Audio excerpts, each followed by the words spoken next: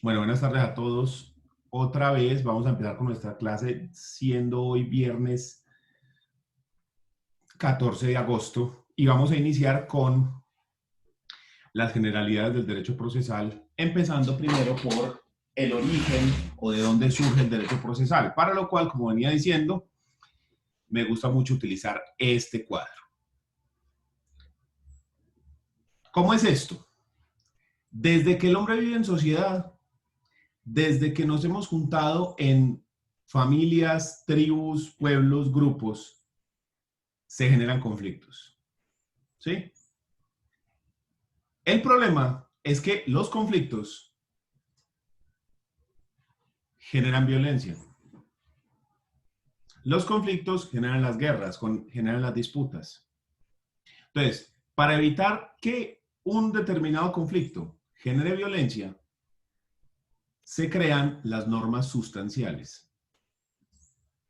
¿Qué son las normas sustanciales? Recordemos en la introducción al derecho civil que nos hablaban de que las leyes se dividen en dos, las leyes sustanciales y las leyes procesales. Las leyes sustanciales son aquellas donde están contenidos los catálogos de derechos y obligaciones de una determinada sociedad. Entonces, por ejemplo, tenemos el Código Penal, y en el Código Penal se establecen cuáles son las conductas que no se admiten en una determinada sociedad. ¿Cuáles son las conductas que en caso de ser realizadas se castigan por esa comunidad? ¿Sí? En el Código Civil, que es otra norma sustancial, se establecen la regulación de las relaciones interpersonales. Entonces se establecen derechos, se establecen obligaciones, se establecen los contratos, se establece qué pasa si una parte cumple un contrato y la otra lo incumple, qué pasa si las dos incumplen, ¿sí? ¿Qué pasa si los dos lo quieren tirar hacia atrás? Es decir, las normas sustanciales establecen las reglas mediante las cuales funciona una sociedad, estableciendo derechos, obligaciones y regulando diferentes circunstancias. El problema está en que, ¿qué ocurre si usted tiene una norma que dice el que matare a otro incurrirá en pena de 13 a 25 años? Una persona llega y mata a otro. ¿Pena? ¿Cuál pena? ¿Qué lo vamos a poner a hacer? Ah, no, es que es una pena privativa de la libertad. ¿Privativa de la libertad cómo? ¿Sí? Le vamos a decir, usted no puede volver a comer helado. ¿Sí? Ah, no, es que lo vamos a encerrar. ¿En dónde? Y esa persona tiene derecho a defenderse. No tiene derecho a defenderse. Sí. ¿Quién lo defiende? ¿Cómo lo defiende? ¿Quién determina si él sí fue el que hizo esa conducta o no? ¿Sí? Entonces, las normas sustanciales solas no nos sirven para nada. Porque si usted no tiene cómo aplicar las normas sustanciales solas, quedan en el aire. ¿Sí? Básicamente se vuelven normas de la moral. Mire que la moral le dice a uno, usted debe ser bueno, ¿sí? Debe ser caritativo, compartir, pero si no lo hace no tiene una consecuencia real. ¿Sí? Entonces, para poder aplicar esas normas sustanciales, para poder aplicar esos catálogos de derechos y esos catálogos de obligaciones, esas regulaciones que inventamos para poder regular el conflicto, se crean entonces las normas procesales. ¿Cuál es la finalidad de las normas procesales? Establecer unos marcos sobre cómo vamos a aplicar la normativa sustancial. Entonces nosotros tenemos un código civil que regula las relaciones interpersonales y tenemos un código general del proceso que nos dice cómo es que vamos a aplicar lo que dice en el código civil. Tenemos un código penal que nos dice cuáles conductas son consideradas delitos y tenemos un código de procedimiento penal que nos dice cómo aplicamos eso que dice ahí. Y tenemos el código sustantivo del trabajo y el código de procedimiento laboral y el código contencioso administrativo y el código de procedimiento administrativo y así sucesivamente. Las normas procesales por sí solas tampoco sirven para nada. Porque las normas procesales por sí solas, su objetivo, su función es aplicar lo que dicen las normas sustanciales. Entonces, si no hay norma sustancial, no sirven para nada. O sea que es una simbiosis. Las dos, las normas procesales y las normas sustanciales, una depende de la otra. Podemos decir que las normas sustanciales están por encima porque son las que establecen los derechos y las obligaciones. Sin embargo, como les dije antes, si están solas no sirven para nada. ¿Sí? Entonces, una depende de la otra. ¿Cuál es la finalidad de todo eso?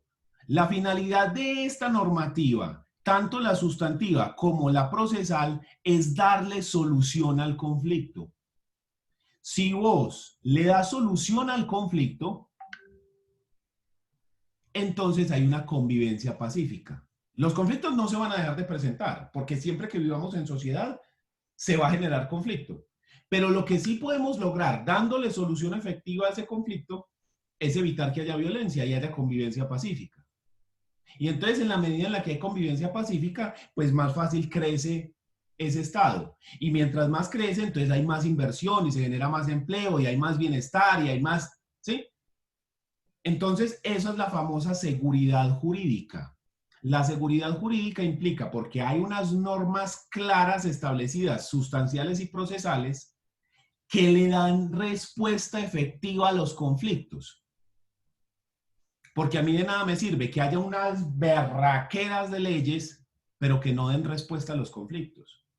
Yo necesito es que las leyes estén bien hechas, pero que efectivamente le den respuesta. En la medida en la que eso funcione, entonces tenemos un mejor estado. Entonces, ¿de dónde surge el derecho procesal? El derecho procesal surge de la necesidad de establecer unos marcos regulatorios para establecer cómo funcionan, cómo se aplican las normas sustanciales, que a su vez se hicieron para regular la convivencia, para regular las relaciones interpersonales de las personas, sobre todo cuando se presentan conflictos. ¿Sí? De ahí surge el derecho procesal.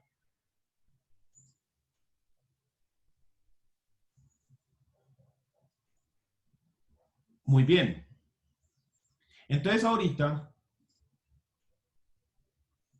ya tenemos claro que el derecho procesal surge para darle aplicación al derecho sustancial y este surge para intentar resolver los conflictos. Muy bien. Ahora, ¿cómo se resuelven los conflictos? Entonces, si usted está tomando nota, podría poner ahí, teoría del conflicto, como título. Porque a partir de este momento vamos a hablar de resolución de conflictos. Vamos a hablar de esto. Resolución de conflictos. O solución de conflictos. No hay problema. Se puede utilizar resolución, solución.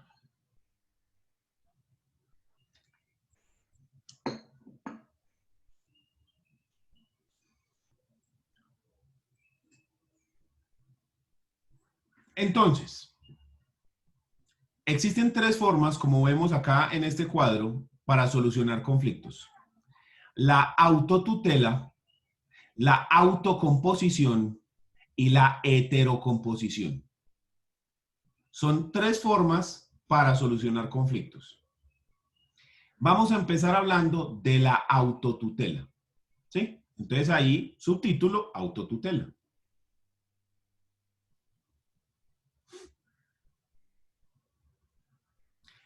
¿Qué es la autotutela? También llamada autodefensa.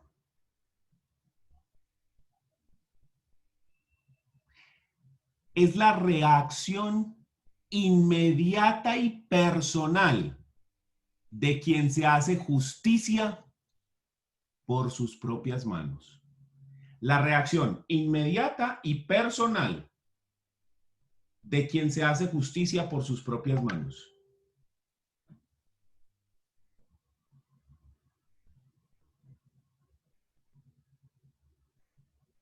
Es la forma práctica e inmediata que tiene el hombre para resolver sus conflictos de intereses.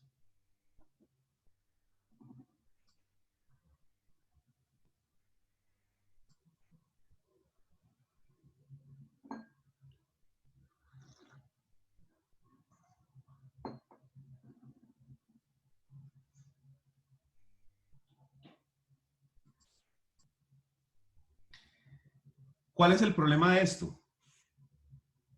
Que la autotutela implica la imposición de la voluntad de una de las dos partes frente a la otra. Implica que uno de los dos impone su solución por la fuerza al otro. No media el diálogo, no media nada, sino prácticamente la ley del más fuerte, ¿sí? Por esa razón es que la autotutela o autodefensa se encuentra prohibida en la actualidad. Entonces, usted no puede tomarse la justicia por sus propias manos.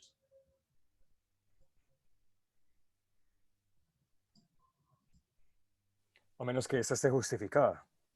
Sí, sí, sí. ¿De dónde surge esto? ¿De dónde surge esa prohibición? Cuando Rousseau menciona la teoría del pacto social, ¿sí? ¿Qué es el pacto social? Que las personas se reúnen en comunidad y hacen un pacto social donde se crean unas normas y se crea el Estado. Dentro de ese pacto social, las personas renuncian a unos derechos que tienen. Dentro de los derechos a los cuales se renuncia está el derecho a la autotutela, el derecho a reaccionar, a defenderme yo mismo. Y en cambio yo le cedo esa iniciativa a ese ente inmaterial que es el Estado. Entonces yo me comprometo a no resolver los conflictos por la fuerza, a no resolver los conflictos por mi propia mano, sino a que si tengo un conflicto, voy a acudir al Estado para que éste lo resuelva. ¿Sí? Si yo soy víctima de un hurto, yo no mato al ladrón, yo lo denuncio para que el Estado aplique un castigo. Entonces yo Profe, yo tengo una renuncio pregunta. ¿cómo lo llamamos? A esa iniciativa de respuesta. ¿Dónde está el problema? Que existen unas situaciones en las cuales, por excepción, sí se permite la autotutela. Entonces, si bien generalmente en casi todos los países del mundo la autotutela está prohibida de manera general, ¿sí? Existen unas excepciones en las cuales la autotutela se permite de manera excepcional. Entonces se permite que una persona pueda hacerse justicia de forma directa para resolver los conflictos. Ejemplos de estas situaciones excepcionadas. Primero, la legítima defensa. ¿Qué es la legítima defensa? Un eximente de responsabilidad penal.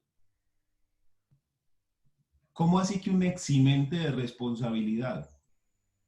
Es decir, que usted comete un delito, pero no es responsable. No le van a aplicar la pena de ese delito. ¿Por qué? Porque usted cometió el delito para defender legítimamente un bien jurídico que fue puesto en peligro. A mí me van a matar, yo saco el arma y mato al bandido. Profe, venga, yo tengo una duda con eso. Según lo que yo he entendido de otras clases de derecho penal, es la legítima defensa como tal es permitida es cuando primero se te genera el daño. Vos no puedes reaccionar antes del daño. No, no, ¿Es no. Tiene que cierto? haber un peligro inminente. ¿Sí? Peligro inminente. Porque usted no puede esperar a que lo maten para reaccionar. ¿Sí me entiende? Pero entonces Entonces, eso no es como se habla en la teoría de los juegos, que una se habla del conflicto puro, cooperación y sí, conflicto. sí. O sea, la cuestión es que como la legítima defensa es tan complejo, porque mira lo que yo te estoy diciendo, vos estás cometiendo un delito. Usted está incurriendo en lo que dice el artículo 113, que es el homicidio. Usted está matando a otro. ¿Sí? Usted está cometiendo un delito. Entonces, como Sí. eso es tan grave, decir que usted va a cometer un delito y que yo no lo voy a hacer responsable, Siempre y cuando no sea planeado.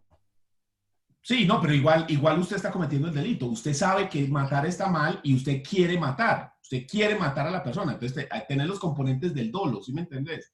¿Qué es dolo? Querer y conocer. Querer el resultado y conocer que el resultado es ilícito. Esos son los elementos del dolo, pues, básicos. Estamos hablando de la teoría penal más básica, pues, ¿cierto? Ajá. ¿Dónde está el problema?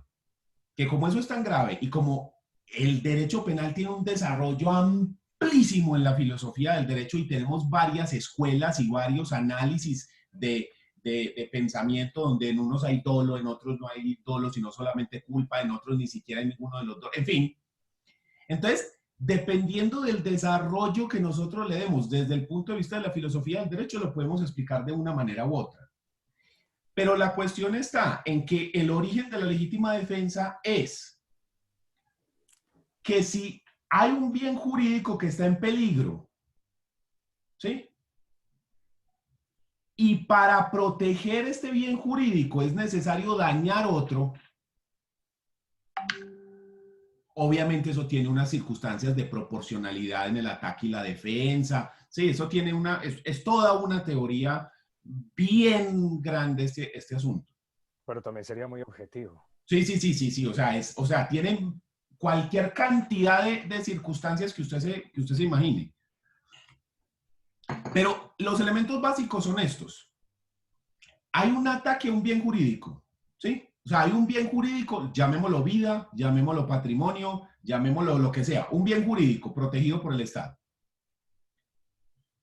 Este bien jurídico está protegido por el Estado y va a ser atacado.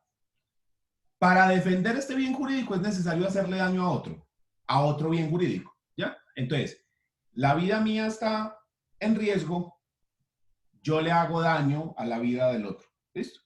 Esa es la base de la legítima defensa. Entonces, ¿por qué me exime a mí de responsabilidad? Porque yo estoy tranquilo, o sea, yo no quiero cometer un delito, pero me ponen en peligro ese bien jurídico, entonces yo reacciono para evitar el daño. ¿Cuál es el problema de si ya se ocasionó el daño o si no se ha ocasionado el daño? Aquí en Medellín, hace unos años, pasó el siguiente caso por la 33. Van en una camioneta, llegan los atracadores, clásico, atracan a los señores de la camioneta, o al señor o señor, no me acuerdo quién, creo que era un muchacho, lo atracan, lo roban, huyen, el señor emprende la persecución, los atropella, les pasa el carro por encima, se devuelve, lo remata y vuelve y sigue. Ahí ya no hay Eso no legítima se defensa. dice. Sí, no, ahí ya no hay legítima defensa. ¿Sí? Porque primero ya pasó, o sea, él ya no, ya en ese momento, cuando ya lo atracaron, ya no está en riesgo nada, ya le quitaron el bien jurídico, ¿sí? Entonces lo que él hizo ya no es legítima defensa, sino venganza, ¿sí? Eso tiene un atenuante de responsabilidad, no un eximente como la legítima defensa, sino un atenuante, que uno podría llamar ira, intenso dolor, ¿cierto?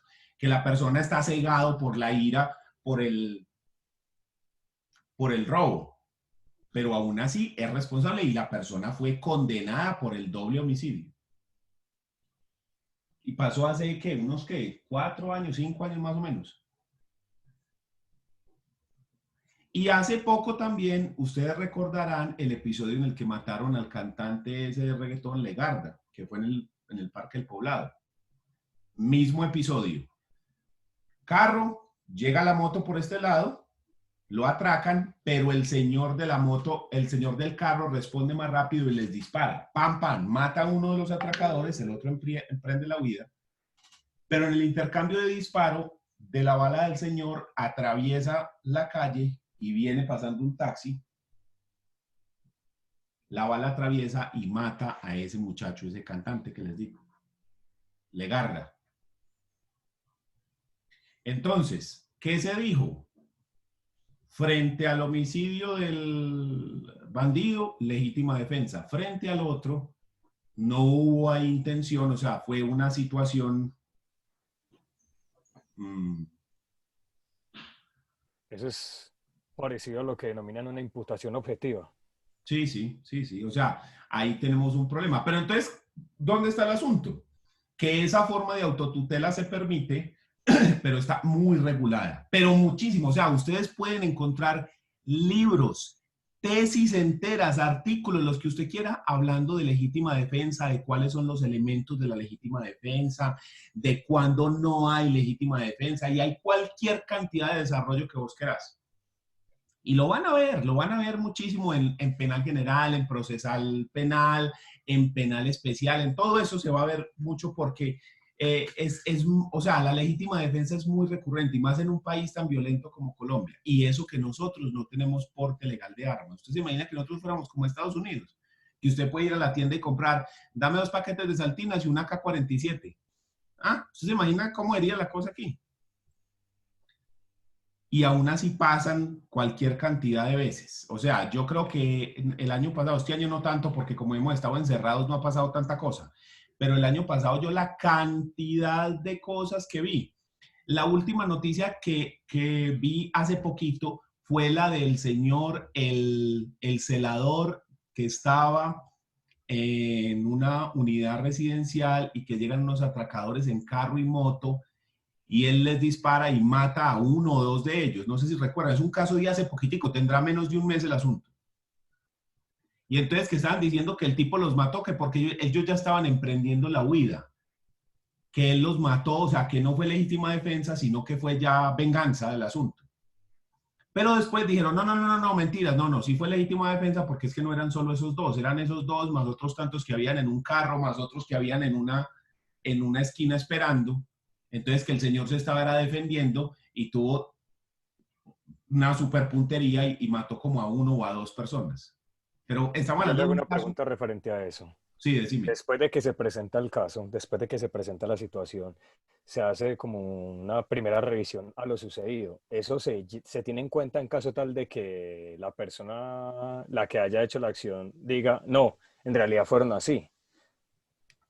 Sí, es que es más, en ese caso se miró testimonios de todo el mundo y varias cámaras de seguridad. Y solo hasta que encontraron una cámara que estaba como en el ángulo correcto, se descartó la idea de que ya había pasado el ataque y él ya estaba era vengándose.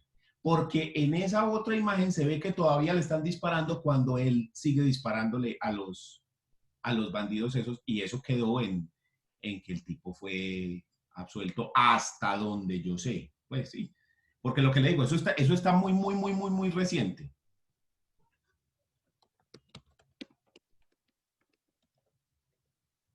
A ver si encuentro esa noticia por acá y se las muestro.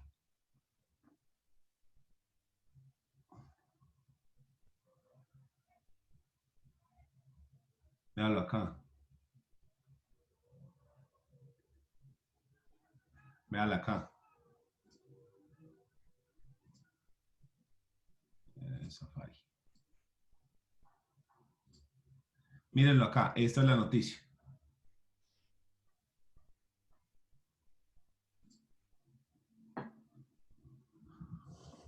El disparo lo hace el vigilante contra una banda que intenta huir en una camioneta luego de desocupar un apartamento en el norte de Bogotá.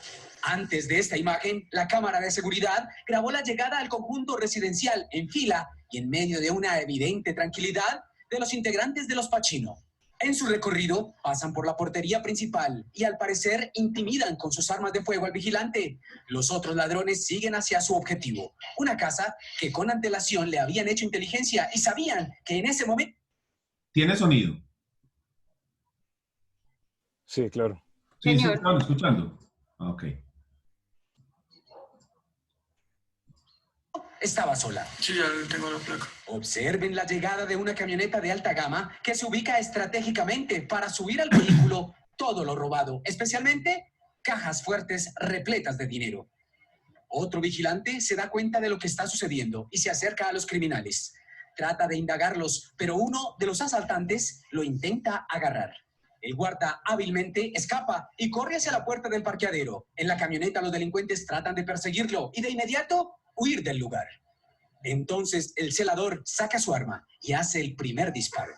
Trata de buscar refugio, pero por la espalda aparece otro vehículo, donde aseguran los agentes de la SIJIN se encontraban los otros integrantes de la organización, que le cierran el paso al vigilante. Los manes del espacio en la puerta se lo pone ahí. Entonces, el guarda se ubica al lado de la portería, de donde sale otro sospechoso en una moto. Una situación que es aprovechada por uno de los atracadores, que se bajó del vehículo donde llevaban lo robado para facilitar la salida de la camioneta. Cuando emprenden la fuga, el vigilante de nuevo dispara. El tiro impactó en la cabeza del conductor de la camioneta, que terminó chocando contra los árboles. Cuentan los testigos que el proyectil de inmediato le causó la muerte al atracador y sus cómplices lo dejaron tirado y se fugaron del lugar. La acción del vigilante en defensa propia y en defensa del lugar que cuidaba hoy podría ponerlo en un proceso judicial por homicidio que para algunos expertos podría terminar en la cárcel. Analizamos dos situaciones que se presentan dentro del mismo escenario. Lo primero, lo que corresponde al hurto, y lo segundo, lo correspondiente a la muerte de una persona en el lugar de los hechos.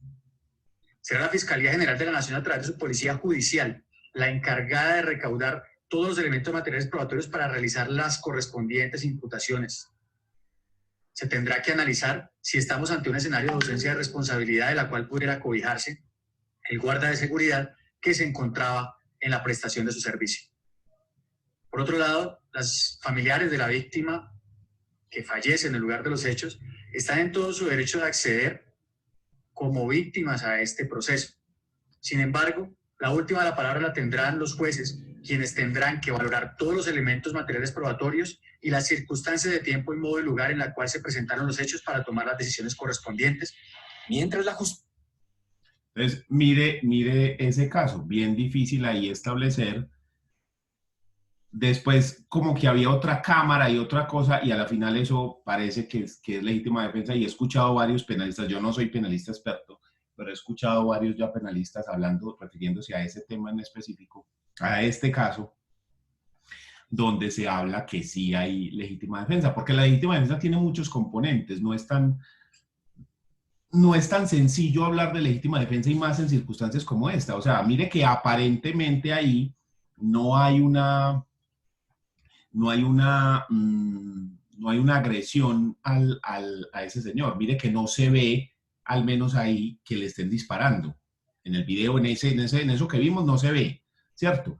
Pero no sabemos qué más ocurrió. Miren lo del otro carro que pasó por detrás y que dicen ahí en la grabación de que tenía la puerta abierta. O sea, no sabemos qué otras cosas pasaron, y como eso no tiene ni siquiera audio, entonces no sabemos bien qué es lo que está sucediendo. Entonces, miren pues toda la cantidad de elementos que tenemos que analizar para saber y para llegar a la conclusión de si esta persona se defendió en legítima defensa y no es responsable penalmente de nada, o si por el contrario actuó y cometió un delito con su actuación. Ahí está el asunto. Y por cierto, qué puntería la de ese señor, pues impresionante. Pero bueno, dejemos el tema ahí, que más adelante lo van a analizar eso, pero en profundidad, pero duro, lo que es la legítima defensa, no se preocupe. ¿Qué otra situación de autotutela está permitida en Colombia? La defensa posesoria. ¿Qué es la defensa posesoria? Frente a un bien, digamos una finca, el dueño es el titular del derecho real de dominio, ¿sí? Pero también está la figura del poseedor. ¿Qué es un poseedor? Es una persona que sin ser dueño empieza a poseer un bien, es decir, a ejercer actos de señor y dueño, a comportarse como si fuera el dueño. Esa persona, al cabo de un tiempo, puede adquirir por prescripción adquisitiva de dominio esos bienes. ¿Cómo así? Si la persona se mete a una finca, empieza a ejercer actos de señor y dueño. ¿Cómo así que actos de señor y dueño? Hace una cerca, le hace mejoras, paga los impuestos, paga los servicios, mantiene la grama recortada, siembra árboles frutales, le mete vacas, hace unos potreros. Se está comportando como el dueño de la finca, asumiendo las obligaciones que debería asumir el dueño. Luego de 10 años de realizar eso sin que el dueño le pida que devuelva el bien, es decir, el dueño se desentiende totalmente, entonces esa persona puede iniciar el proceso de prescripción adquisitiva de dominio. Es decir, que por prescripción adquiere el derecho de dominio, se vuelve el dueño. Ese poseedor, entonces, tiene la facultad de defender su posesión. Entonces, si llega otro poseedor a intentar despojarlo de la posesión, a intentar desplazarlo del lugar, esa persona puede defender su posesión. ¿Sí? Básicamente como lo que el dueño hace cuando alguien entra a su propiedad, que lo puede expulsar de su propiedad, puede utilizar la fuerza para repeler ese ataque. Por eso es que si usted está en su casa y se le mete el ladrón, usted lo puede prender en candela, porque usted está facultado para defender su propiedad y sus bienes. Ese es el caso clásico de legítima defensa. El tipo del ladrón que se mete a la casa y el dueño de la casa estaba armado y lo matan. Yo escuché hace años, pero ya muchos años, un tipo se mete a una casa y en la casa vivían papá, hijo y la niña. Y se mete a la pieza de la niña y resulta que la niña era como campeona, no sé qué, de karate y le ha metido una pela a ese señor. Y el hermano también era como campeón todavía más teso y escuchó y coge también y se levanta el papá que era como el propio entrenador de eso y han cogido a ese señor y lo volvieron, vea, una nada. Lo mostraron en las noticias porque lo sacaron en camilla casi y lo matan. ¿De qué respondieron? De nada. De nada porque ellos están defendiendo sus bienes y su vida. ¿Sí? Entonces, más o menos así es lo que es la defensa posesoria, que es el poseedor que no es dueño, sino quien está ejerciendo esos actos de señor y dueño, tiene la potestad de defender su posesión, de ejercer la fuerza, repeler al poseedor que lo intenta desplazar. ¿Listo? Fácil, no tiene pues tampoco mucha complicación. El derecho de retención sería nuestra tercera figura de la autotutela. ¿Qué es el derecho de retención? Usted llega al hotel, va a la habitación y luego no tiene con qué pagar la habitación, no tiene con qué pagar el importe por la habitación. Entonces el gerente del hotel le dice, yo voy a retener el equipaje como garantía de que usted me va a pagar. No lo puede retener a usted porque sería un secuestro o una privación ilícita de la libertad. Sí, tampoco secuestro, pero sí una privación ilícita de la libertad. Pero sí le puede retener el equipaje como garantía del pago. Entonces la persona se puede ir, pero hasta que no pague la plata, no se le devuelve los bienes. ¿Sí? Entonces uno dice, no, es que eso es un hurto, un abuso de confianza. No, no es ni hurto ni es abuso de confianza. Está ejerciendo un derecho de retención. O sea que es una forma de autotutela que está permitida en Colombia. ¿Cuál es el problema?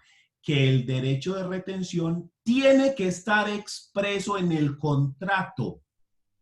En el contrato que hay entre las partes, tiene que estar expreso el derecho de retención.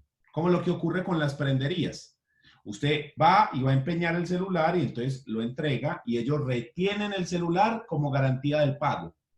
Si usted no paga, ellos se quedan con el celular. Esa es su garantía. ¿Sí? Entonces, en la medida en la que usted no pague, ellos no le entregan, pero usted cuando paga, le tienen que devolver. ¿Listo? Entonces, el derecho de retención tiene que estar expreso dentro de el contrato que firman entre las partes.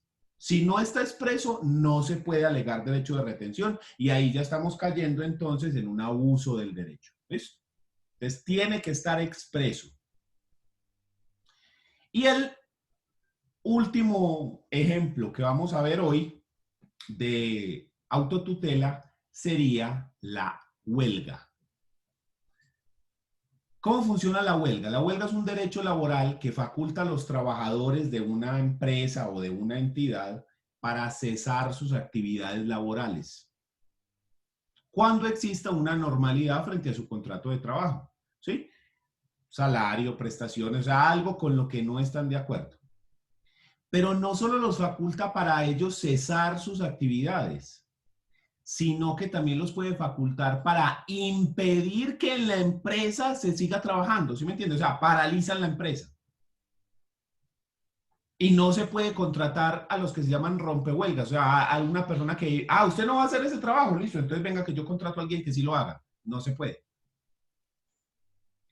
Pero la huelga, como implica la paralización del servicio o de la producción, no está permitida en todas las empresas. Las empresas de servicios públicos esenciales no pueden entrar a huelga.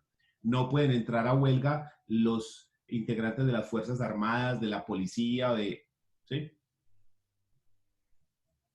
Entonces, ustedes recordarán también hace unos años la famosa huelga de pilotos de Avianca. Hay una de las grandes discusiones que hubo porque sí se prestaba el servicio, pero por muy poquitos pilotos, y eso fue un caos, pero impresionante en Colombia, porque Avianca es casi que un monopolio, o sea, casi que el país se mueve es con esa aerolínea. Y lo que más llamó la atención en ese caso fue que el Consejo de Estado dictaminó que la aviación, el transporte aéreo, era un servicio público esencial. Por lo tanto, esa huelga era ilegal. Y entonces se le permitió a Avianca que podían echar a esos pilotos y contratar nuevos pilotos y romper la huelga. Y así fue. Profe, pregunta, entonces las empresas, este tipo de empresas, ¿tienen o no tienen la capacidad de manejar un sindicato?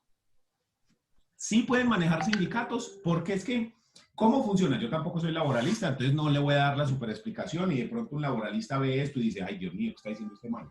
Pero digamos más o menos cómo funciona el asunto. Sí, ¿cómo funciona el asunto?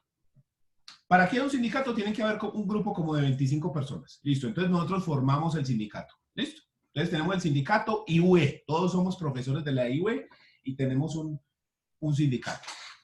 Y entonces no estamos de acuerdo con las horas o con el salario, o lo que sea que no estemos de acuerdo, ¿cierto? Entonces nosotros hacemos un pliego de peticiones. Y decimos, señores IUE, nosotros no estamos de acuerdo con el salario porque es que y entonces hacemos todas las peticiones que nosotros queremos. Entonces, se lo entregamos a los representantes de la IUE y ellos revisan y dicen, tienen dos opciones, estamos de acuerdo y acceden a las pretensiones de nosotros, o no estamos de acuerdo y de malas, ¿sí? Entonces, ahí, los del sindicato tienen dos vías. La primera vía es la huelga. Salir a huelga para presionar al empleador a que al menos negocie esas peticiones que nosotros hicimos. La segunda vía es acudir ante un tribunal de arbitraje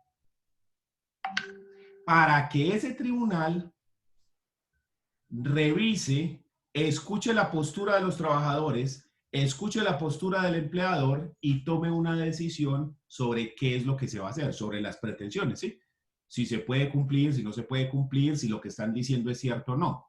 Porque es que recuerden también que los sindicatos, o sea, la gente cuando hace este tipo de cosas no la hace por capricho, ¿sí me entienden? No es que nosotros estamos aquí relajados y decimos, exigimos nosotros los trabajadores de la IUE que la universidad nos tiene que dar a todos de a Mercedes-Benz. No.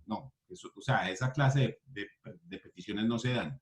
Sino que, ¿qué es lo que se está pidiendo? Aumento de salario que hace 5 años no se da, o que las horas laborales están muchas y entonces que la rebaje, en fin, cualquier cosa de esas. Entonces, lo que va a entrar a revisar el tribunal es si hay o no hay lugar a conceder esas pretensiones. Entonces, ¿qué pasa? ¿Qué pasa con las empresas que no pueden salir a huelga porque prestan servicios domiciliarios, servicios públicos esenciales? Esas empresas entonces no tienen la vía de la huelga, entonces solamente les queda la vía del tribunal. Y así fue como se resolvió lo de Avianca. Dijeron, no hay lugar a la huelga es ilegal porque eso es un servicio público esencial, el transporte aéreo. Entonces, haga el favor, venga, vamos a constituir el tribunal y esto se resuelve de esta manera. ¿Sí? Y entonces se tomó una decisión y ya se resolvió por otro lado, pero se declaró ilegal la huelga. En otros casos se ha declarado legales huelgas y entonces toca entrar a revisar con ese tribunal cómo es que se va a resolver ese conflicto entre los trabajadores y el empleador. Entonces, así es como se da. Pero la huelga implica tomarse la justicia por propia mano. ¿Por qué? Porque es que nosotros estamos paralizando la empresa, dejamos de prestar el servicio y fuera de eso, si estamos sindicalizados, no nos pueden echar. Estamos protegidos. Entonces, nosotros obligamos al trabajador a ceder o al menos a sentarse con nosotros a negociar el asunto. ¿Por qué? La empresa está paralizada y no nos pueden echar. ¿Sí? Entonces, mire que es una forma de presión en la cual una de las partes está tratando de resolver el conflicto imponiendo esa voluntad. ¿Ya? Denme un segundo que me están llamando de un número extraño.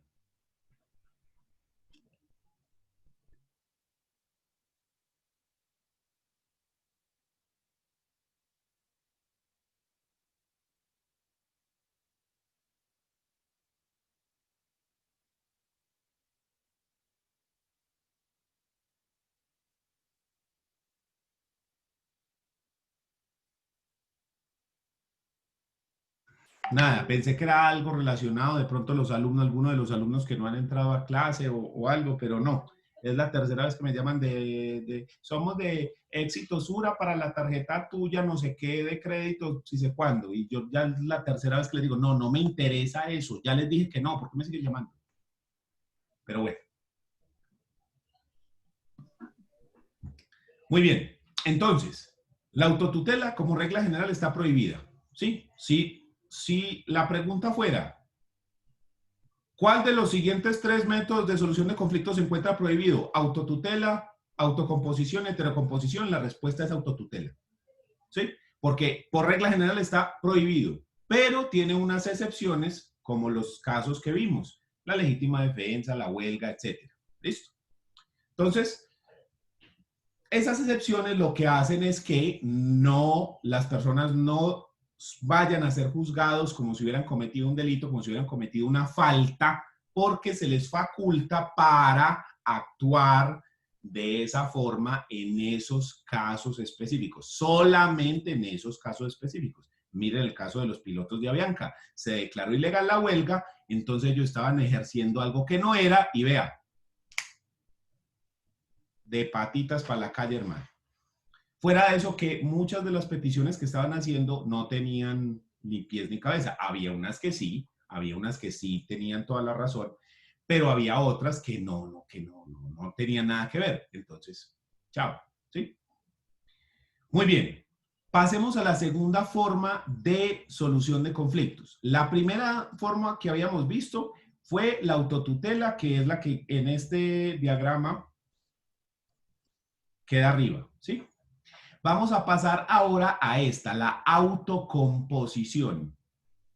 Esta es autotutela y esta es autocomposición. Esta es nuestra segunda forma de solución de conflictos.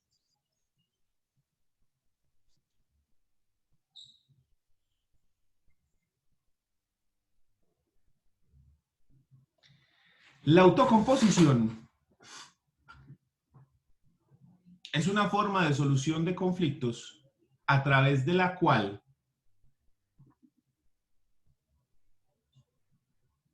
mediante el uso de la razón y el diálogo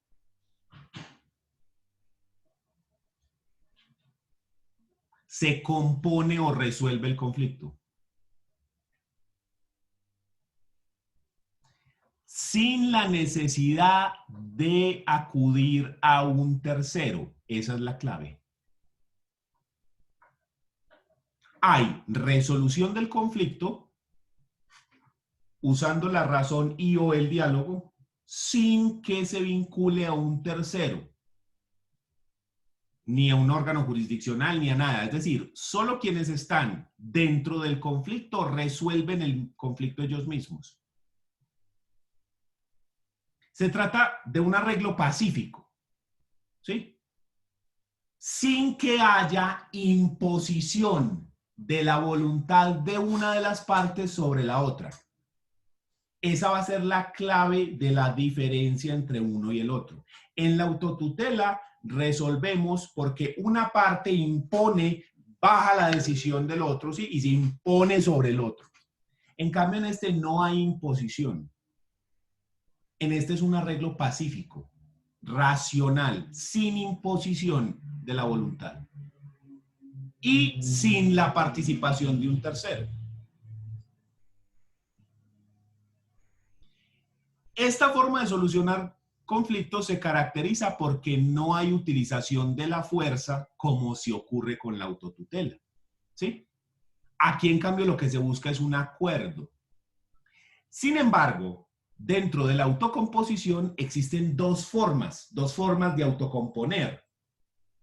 Entonces tenemos la primera, la forma unilateral, y segunda, la forma bilateral.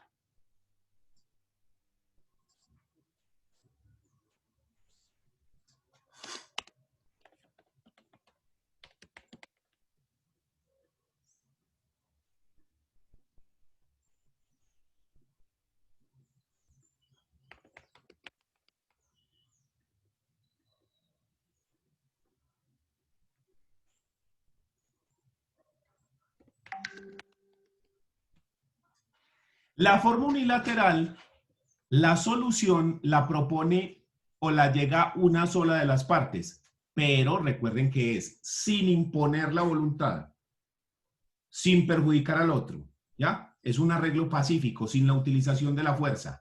¿Qué ejemplos tenemos de formas unilaterales de autocomposición? Primero, el allanamiento, sin H. El allanamiento.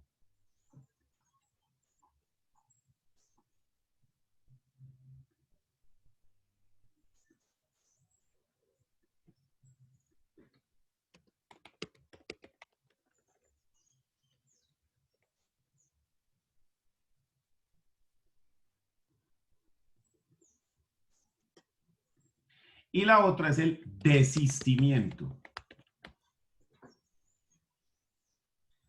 ¿Qué es el allanamiento? El allanamiento es un acto procesal mediante el cual el demandado acepta las pretensiones del demandante, acepta lo que el demandante propone.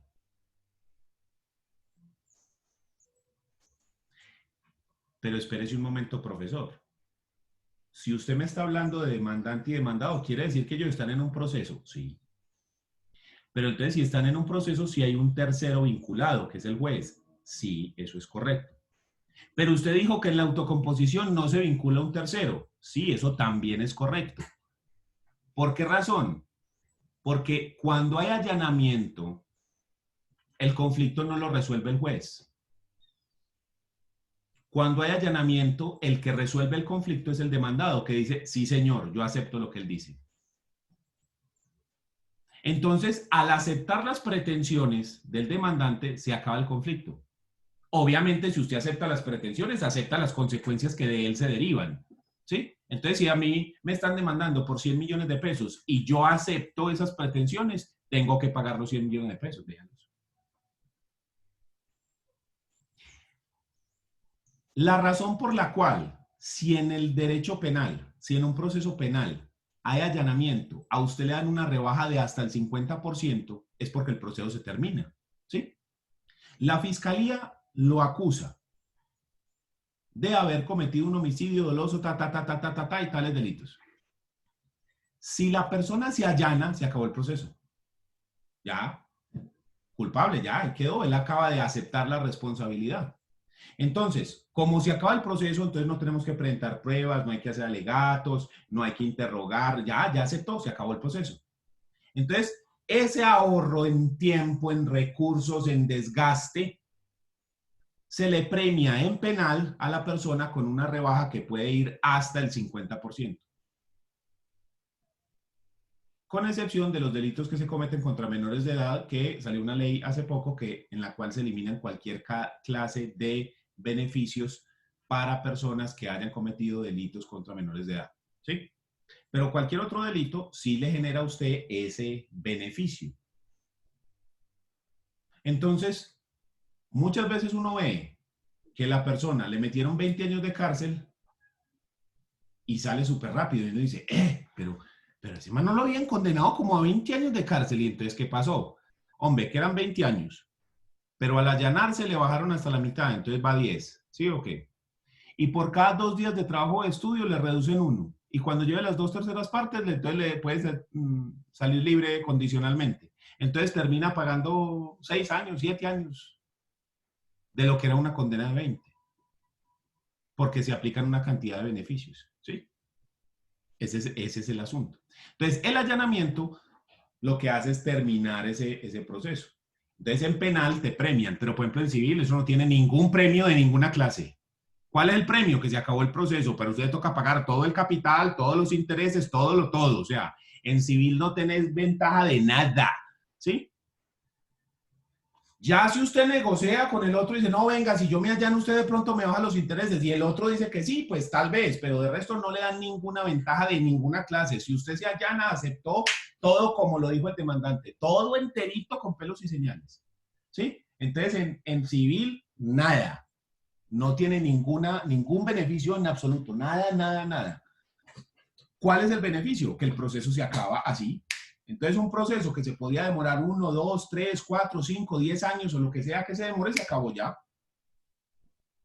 Entonces, muchas veces la persona dice, hombre, si yo lograra ganar el proceso, no me toca pagar esa plata, pero para yo ganar ese proceso me toca contratar abogado, me toca esperar 5 o 10 años, me toca, no, vea, ¿sabe qué? Ya, vea, ¿cuánto es lo que le debe y listo? Y ya, y salimos de eso. No, venga, a ver, yo me puse aquí a echar cálculos y me sale más barato pagar eso y ya. Tan, sale. ¿Sí? Esa es una forma de terminar el conflicto. ¿Cuál es la otra forma? Es el lado contrario. En el allanamiento, acá en el allanamiento, quien desiste, quien acepta las pretensiones es el demandado. Quien resuelve el conflicto es el demandado. Entonces, en el desistimiento es lo contrario. El que termina el conflicto es el demandante. ¿Y cómo lo hace? El demandante desiste de la demanda. Dice, ¿sabe qué? Ya no quiero cobrar eso, ya.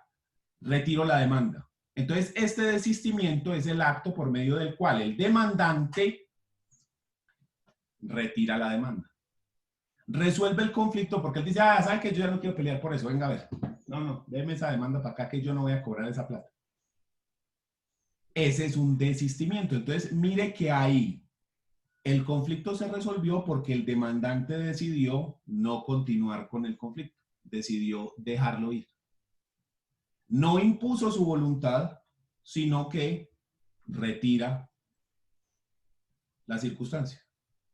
Y ahí el juez dice, ok, vea, entonces no hay la resolución de ese conflicto, no implica la vinculación de un tercero, implica que el demandante dice, ya no quiero continuar con el proceso. Entonces, por eso se llaman formas autocompositivas unilaterales, porque el allanamiento y el desistimiento dependen únicamente de la voluntad del demandado para el allanamiento o del demandante para el desistimiento. Si ellos lo sueltan y lo dejan ir. ¿Ya? Ahora miremos las formas bilaterales. Entonces tenemos formas unilaterales, allanamiento y desistimiento. Formas unilaterales. Ahora vamos a hablar de las formas bilaterales. ¿Listo?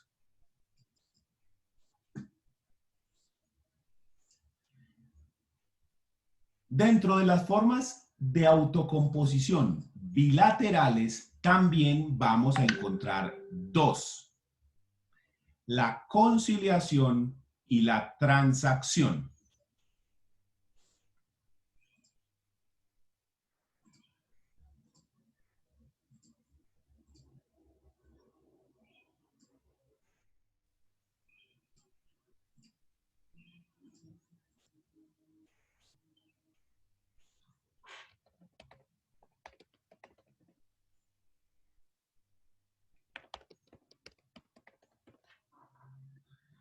Entonces, ¿qué es la conciliación? La conciliación es un acto donde interviene un tercero llamado conciliador.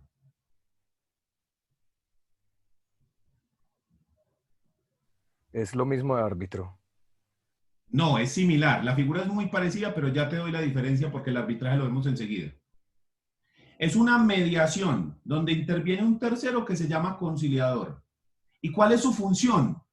Buscar un acercamiento de las partes para procurar un acuerdo de voluntades. ¿Cómo se procura ese acuerdo de voluntades? ¿Cómo se intenta ese acercamiento de las partes? Aportando fórmulas de solución al conflicto. O sea, el conciliador aporta fórmulas de solución. Hombre, ¿y qué tal si lo resolvieran de esta forma? Hombre, ¿y qué tal si usted le paga a él el capital y qué tal si usted le perdona los intereses? Bueno, ¿y por qué usted, señora, no deja ver al señor el niño los días tales y tales? Bueno, ¿y qué pasaría si usted, señor empleador, le sube el porcentaje del salario mínimo al trabajo? ¿Sí me entiende? El man aporta fórmulas de solución para tratar de que las partes lleguen a un acuerdo. Pero aquí está la clave. Son las partes, pero son las partes quienes en últimas resuelven el conflicto. Porque solo ellos pueden llegar a un acuerdo o no. ¿Sí? Solo las partes deciden si llegan a un acuerdo o si no hay acuerdo. ¿Cuál es la función del conciliador? Mediar, proponer las fórmulas de arreglo, tratar de acercarlos para que ellos lleguen al acuerdo, pero el conciliador no puede decidir el conflicto. El conflicto lo deciden única y exclusivamente las partes. Esa figura de la conciliación está regulada en la Ley 640 del 2001.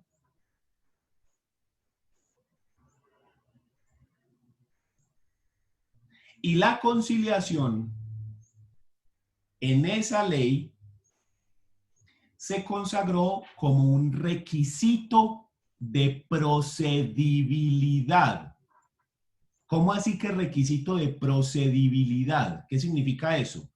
Procedibilidad significa la habilidad para ir al proceso.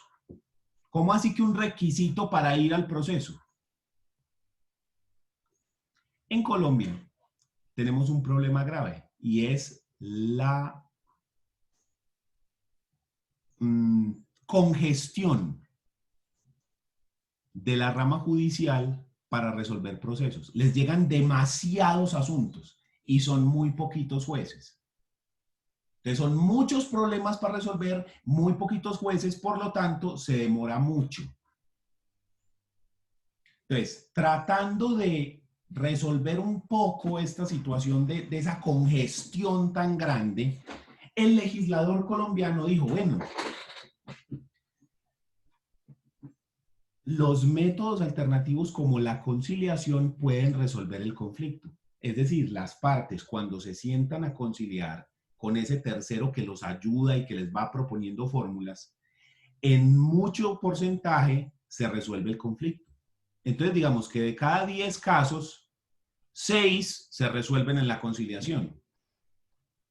Los otros 4 no se resuelven en la conciliación. Entonces el legislador dijo, ¿sabe qué? Obliguemos a que todo mundo tiene que conciliar primero antes de demandar.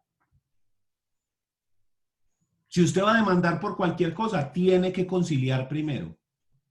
Intentar al menos la conciliación. Y así, ¿qué hacemos? Todos los procesos se intenta conciliación. Muchas personas van a conciliar ahí y resolver el conflicto. Los que no, entonces ya sí siguen la demanda. Entonces, ¿qué hacemos? Que le llegan menos procesos a los juzgados. y más procesos se resuelven antes de siquiera empezar el proceso. Entonces, por eso se llama requisito de procedibilidad. Ahí en esa ley 640 del 2001 está. Entonces, se dice que usted primero tiene que intentar la conciliación antes de la demanda. Es más, para usted poder presentar la demanda, tiene que aportar la prueba de que usted intentó conciliar y no se logró un acuerdo. ¿Sí? ¿Cuál es esa prueba? Cuando usted llega a la conciliación, existen tres posibilidades. La primera posibilidad es que se llegue a un acuerdo y se resuelve el conflicto, un acuerdo total. Entonces se hace un acta de acuerdo conciliatorio. La realiza el conciliador. En esa acta se escribe cuál fue el acuerdo al que llegaron las partes.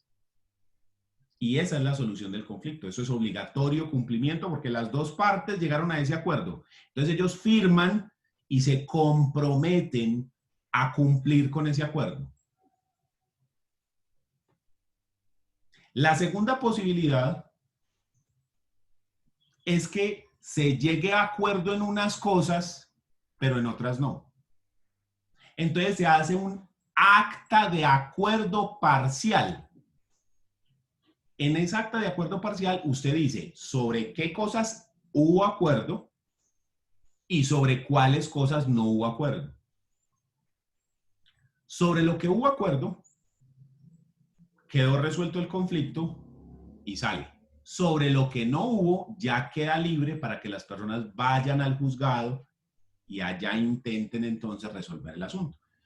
Sobre lo acordado, ya no pueden demandar, ya eso se acordó y se resolvió. Sobre lo otro, queda el camino para que vayan entonces al juzgado e intentar resolver las cosas allá. O sea, resolvemos uno, pero no resolvimos el otro. Y la tercera posibilidad es que no haya acuerdo en nada. Entonces se hace un acta de no acuerdo. Esa acta es lo que me sirve a mí de prueba para ir al juzgado y decirle, yo intenté conciliar, mire, pero no se pudo, entonces vamos a demandar, ¿sí? Entonces, la conciliación es un método de solución de conflictos en el cual un conciliador acerca a las partes, intenta que logren un acuerdo, pero el acuerdo lo pueden lograr solo las partes. Quienes deciden cómo resolver el conflicto son las partes, no el conciliador. ¿Listo? Esa es la clave. Por eso se llama autocomposición, porque son las partes quienes resuelven el conflicto, no un tercero. ¿Listo?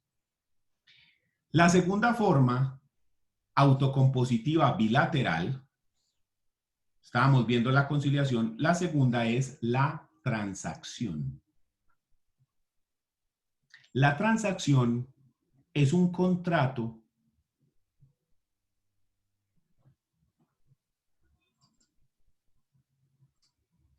que está regulado en el artículo 2469 del Código Civil.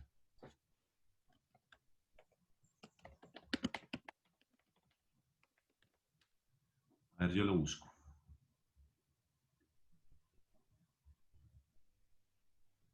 A ver que no estoy yo diciendo mentiras.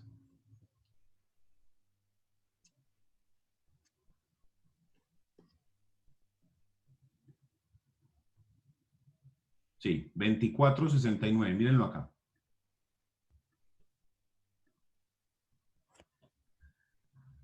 Definición de la transacción. Dice el Código Civil. La transacción es un contrato en que las partes terminan extrajudicialmente un litigio pendiente o precaven un litigio eventual. ¿Qué significa esto? Que las dos partes se sientan y hacen un contrato. Pero ¿cuál es la finalidad de ese contrato? Solucionar un conflicto que nosotros tenemos en este momento. Un conflicto que está en los juzgados. O prevenir un conflicto que va a llegar a los juzgados.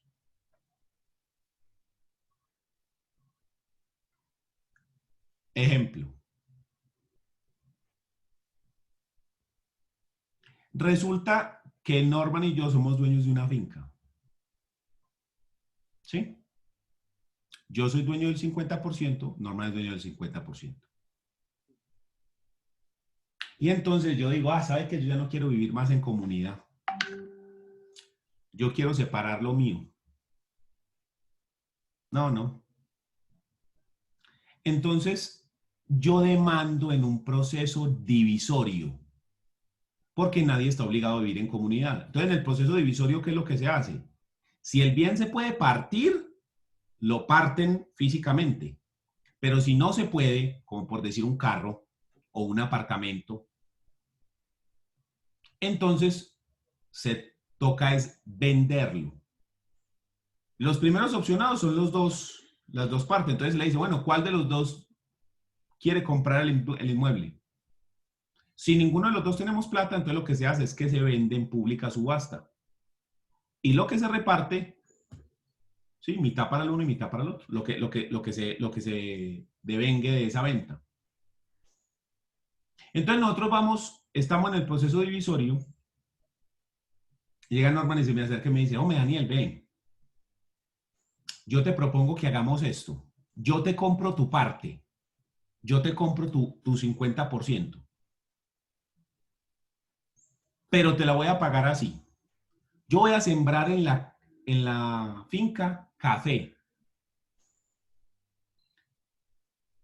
Esa cosecha de café me va a dar más o menos tanto dinero. Entonces, vea, yo le voy a dar ya en este momento tanta plata, 30 millones de pesos. Y cuando se dé la cosecha, en 2 años, le doy el resto. Y yo digo, listo, hágale. ¿Sí? Entonces, nosotros dos resolvimos ese litigio. ¿Cómo lo resolvimos? Entonces nos sentamos y hacemos un contrato. En ese contrato dice que Norman me va a dar a mí la suma de tanto, que yo me voy a comprometer a escriturar a su nombre el otro 50% de la finca, el que está a nombre mío, pero que él se va a comprometer entonces a hacer la siembra de los árboles, a cosechar el café, y que de lo producido me va a dar a mí la suma tanta, y que eso tiene que hacerse en un lapso de tanto tiempo. Entonces, mire que nosotros, mediante ese contrato, establecimos unas condiciones. Él hace esto, yo hago aquello. Yo recibo esto, él recibe aquello. Y con eso evitamos este litigio que tenemos. O si todavía no hemos llegado al proceso divisorio, evitamos ir a los juzgados y lo resolvimos. Para mí, esto que le estoy enseñando es la mejor forma de solucionar conflictos de todas, incluyendo el proceso judicial. Lo mejor que usted puede hacer en Colombia es ese, el contrato de transacción. Es el contrato superpoderoso. Poder resolver cualquier litigio o prevenir que haya un litigio. Y tiene los mismos efectos que una sentencia. ¿Cuál es el problema? Que requiere que las partes sean racionales. Y ahí es donde está la dificultad. Porque usted en el ejercicio de esta profesión se da muchas veces cuenta de que la gente no es racional, sino emocional. ¿Sí? Que la gente muchas veces se mete en los litigios no por la pelea, no por el conflicto, sino como por no darle la razón al otro. Ustedes no han escuchado frases como, por ejemplo, prefiero quedarme en la calle que darle un peso. ¿Pero qué estás diciendo, pues? Eso es de estúpido. ¿Sí? O sea, preferís vos no tener nada a darle... No, eso es estúpido, ¿sí? Y el problema es que eso es un pensamiento muy, muy recurrente, ¿sí?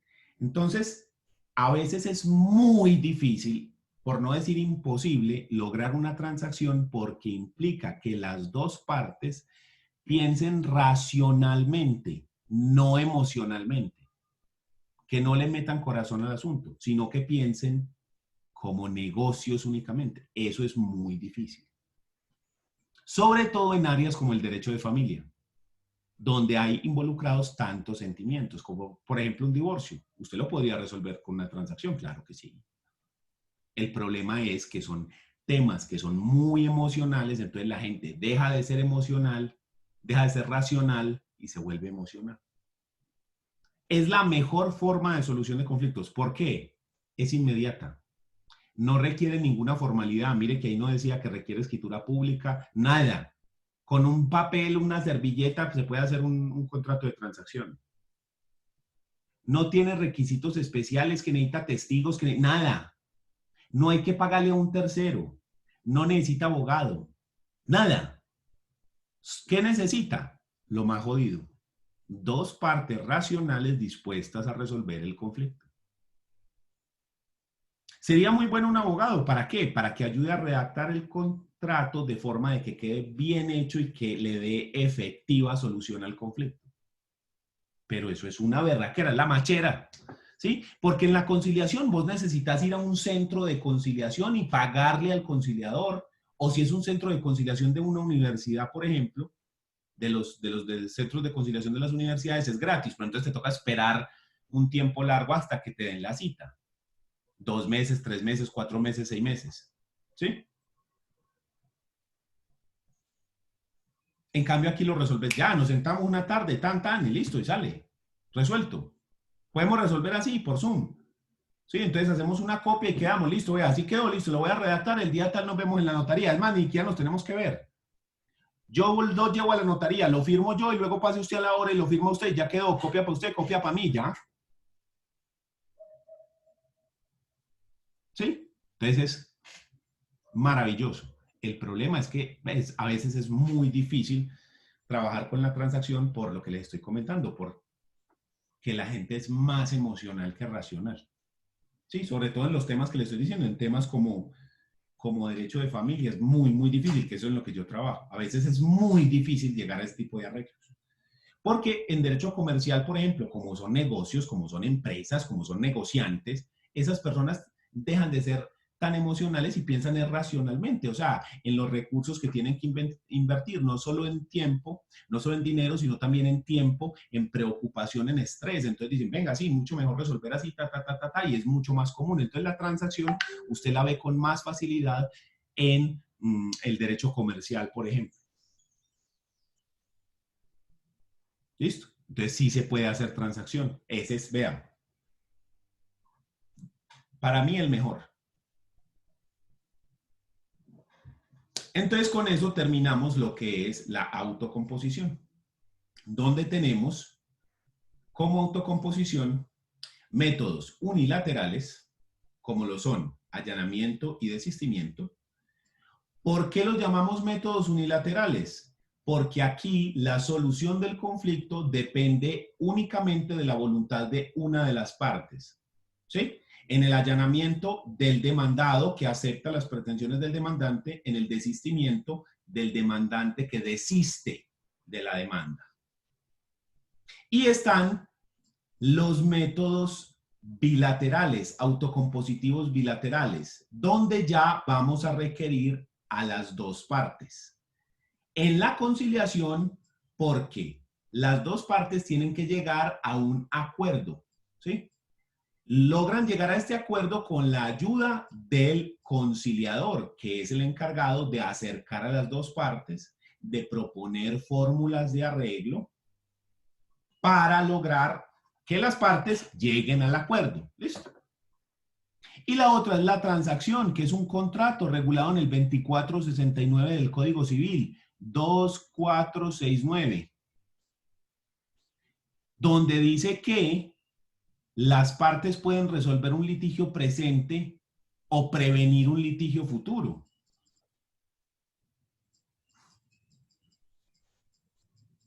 Y para eso se hacen concesiones recíprocas. Yo te doy algo, vos me das algo, ¿sí? Y entonces todos estos, estos cuatro y estas dos formas son autocompositivos. En las bilaterales los dos tienen que estar de acuerdo, en la unilateral solo depende de la voluntad de uno. ¿Por qué es diferente los métodos autocompositivos frente a la autotutela? ¿Por qué son diferentes? Porque en la autotutela una de las partes impone la voluntad frente a la otra. Utiliza la fuerza para resolver el conflicto, se impone, ¿sí? Obliga al otro a ceder. En cambio, en la autocomposición no hay imposición. Hay acuerdo, hay raciocinio, no hay imposición. Ni siquiera cuando depende solo de una de las partes, porque mire que tanto en el allanamiento como en el desistimiento no impongo yo mi versión. Antes lo que yo hago es que me retiro. Sin imponer mi voluntad, me retiro. Y resuelvo el conflicto con ese retiro. ¿Sí? Y en el otro, en los bilaterales, los dos tienen que estar de acuerdo. Ninguno sobre el otro. Los dos en igualdad de condiciones. Los dos de acuerdo. Y en la medida en la que los dos están de acuerdo, se resuelve el conflicto. Bien sea con el acta de acuerdo conciliatorio o el acta de acuerdo parcial, que ahí es donde queda plasmado en qué fue que se pusieron de acuerdo y sobre eso ya se resolvió el conflicto. O mediante el contrato de transacción, donde dice cuáles son los dos acuerdos a los que llegamos, las concesiones que hace usted, las concesiones que hago yo, a qué se obliga usted, a qué me obligo yo para dar respuesta al conflicto presente. ¿Quién tiene alguna duda?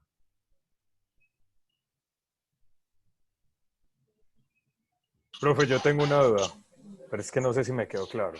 Tiene que ver con lo de allanamiento. Se sobreentiende que cuando, por ejemplo, vos tenés una propiedad, vos dejas la propiedad cierta cantidad de tiempo sola y otra persona la toma, que no recuerdo si es de 3 a 5 años, vos coges la propiedad, empezás a hacerle mejoras, todo esto, y ahí, en este tiempo la propiedad ya pasa a ser tuya. ¿Qué pasa si yo después de ese tiempo vengo a hacer el allanamiento o no se ha cumplido el lapso de tiempo a pesar de que yo dejé la propiedad abandonada? Mientras que el poseedor no haya cumplido el término para adquirir, el propietario lo puede reclamar en cualquier momento. Pero le debe reconocer las mejoras al poseedor. Porque si el poseedor, hombre, que construyó una cosa, que le mejoró aquí, que era la cerca estaba caída y la mandó construir, que no, eso no tenía iluminación y le puso la iluminación, todo eso habría que reconocérselo. En algunos casos las mejoras son tantas que más bien le dejan la casa o la finca o la propiedad, le dicen, no, hermano, pues que esas mejoras valen más que la misma casa, llévese. ¿Sí? En otros casos, listo, vea, tenga. Porque hasta que no se cumpla el término, el poseedor no puede reclamar el derecho de dominio, no puede decir, yo soy el dueño ya. ¿Sí? Entonces, ¿él a quién le tiene que responder? Al dueño. Si el dueño aparece graves, puede reclamar las mejoras. ¿Sí? Y puede ejercer el derecho de retención. Es decir, no devolver el bien hasta que no le paguen las mejoras. ¿Listo? Listo. Profe, ¿me explica por favor la diferencia entre árbitro y... Sí. Ya explicaste el conciliador, sino que Sí, lo de árbitro. Sí. El árbitro funciona como un juez, aunque eso es el tema de la próxima clase, pero para no dejarlo con la duda. El árbitro funciona como un juez. ¿Cómo así? Que el árbitro sí es el que toma la decisión. El árbitro sí impone como hace el juez. ¿Sí? El juez dice, Norman, te vas para la cárcel 20 años. Y usted dice, uy, no, pero es que a mí me choca mucho Bellavista. No, sí le choca, no, qué pesar. Nada, a usted le dicen para la cárcel y de puta lo cogen de patitas y vamos es para adentro. ¿Sí? Le impone la decisión. Y el árbitro funciona igual. ¿Cuál es la diferencia entonces entre árbitro y juez? Que el árbitro es un privado y el juez es un servidor público. Esa es la diferencia. Pero igual la otra clase, la próxima semana, analizamos la figura del arbitraje y la figura del proceso jurisdiccional, que es la que nos falta. Recuerde que eran 3 formas de solucionar conflictos, ¿sí? Entonces, en esa tercera es donde está el arbitraje y el proceso jurisdiccional. ¿Listo? Entonces, en la próxima clase nos metemos con la tercera forma de solución de conflictos que nos falta para ya hablar del proceso jurisdiccional. O sea, ya llevamos este de acá arriba, ya llevamos este morado, nos falta el azul. ¿Ya? Y aquí es donde están esos dos, donde está el arbitraje y el proceso jurisdiccional. Entonces, ya cuando te lo explique bien en forma ya, ahí vas a ver que es otro paseo totalmente diferente a la conciliación. ¿En qué se parecen? Que son privados, que no es el juez, que son métodos alternativos de solución de conflictos, que lo que intentan es lo mismo, tratar de descongestionar la justicia, darle una opción adicional a la gente para que no sea resolver el conflicto de que ir a demandar. No, yo puedo resolver de otra forma. Tanto la conciliación como el arbitraje son opciones que se le dan a las personas para resolver el conflicto. Porque volvemos a lo mismo, como empezamos la clase. En una sociedad, si no se resuelven los conflictos, se genera violencia. ¿Sí? Y no queremos eso, queremos es que la sociedad sea lo más pacífica posible. Entonces tenemos que dar opciones de solución de conflictos, intentar a toda costa solucionar conflictos. Si usted me pregunta a mí, ¿cuál es el objetivo de un abogado? Yo diría que nuestro objetivo es solucionar conflictos. Para eso es que estudiamos, para solucionar conflictos y para saber cómo se solucionan, para tener opciones y darle opciones a nuestros clientes de solucionar conflictos. ¿Listo? Entonces nos vemos Muchísimas gracias. la otra semana. Esta clase la grabo y procedo a montarla en YouTube. Más o menos en unas 2-3 horas la pueden encontrar en YouTube para que la puedan repasar. ¿Listo? Listo, profe, gracias. Chao. Hasta luego, profe. Muchas gracias, hasta luego.